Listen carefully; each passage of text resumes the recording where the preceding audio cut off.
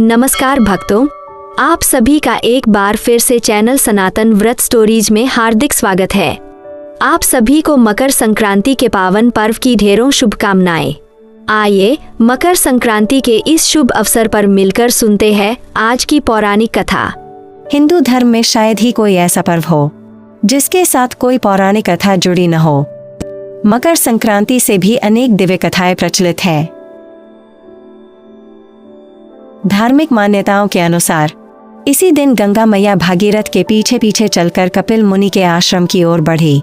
गंगा माता का यह अवतरण संपूर्ण पृथ्वी के लिए कल्याणकारी सिद्ध हुआ।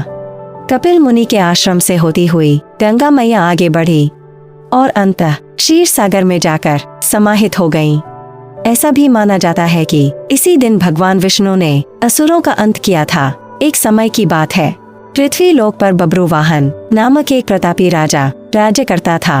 उसके राज्य में किसी वस्तु की कोई कमी नहीं थी।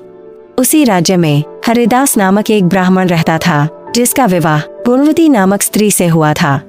गुणवती अत्यंत धर्मपरायण, पतिव्रता और सेवा भाव से परिपूर्ण स्त्री थी। उसने अपना पूरा जीवन देवी देवताओं की उपासना, व्रत, दान पुण्य और अतिथि सेवा में समर्पित कर दिया।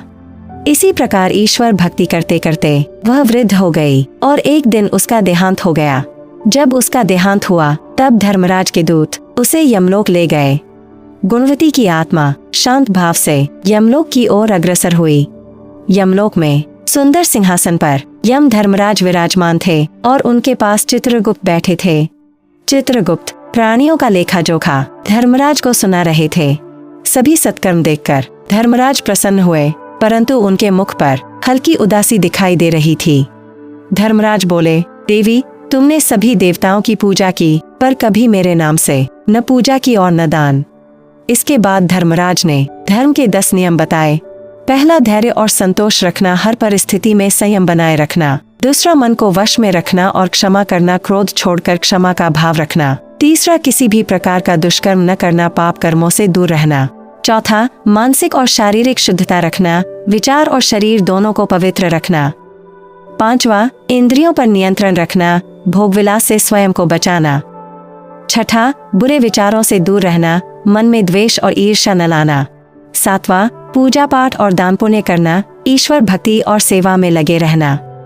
आठवां, व्रत रखना और कथा सुनना, श्रद्धा से व्रत और धर्मकथा का पालन करना। नौवां, सत्य बोलना और सभी से अच्छा व्यवहार करना, सच और सद्भाव बनाए रखना।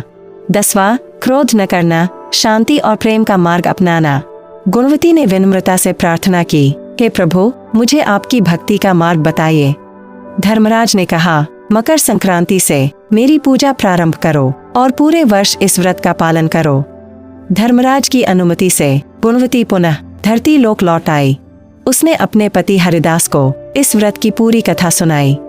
मकर संक्रांति के दिन दोनों ने विधि विधान से इस व्रत को प्रारंभ किया। इस व्रत के प्रभाव से उन पर धर्मराज की कृपा हुई और अंततः उन्हें मोक्ष की प्राप्ति हुई। तो भक्तों, यह थी आज की मकर संक्रांति व्रत कथा। कथा कैसी लगी कमेंट में आशीर्वाद जरूर लिखिए।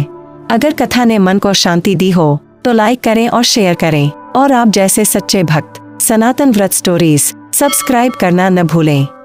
धन्यवाद।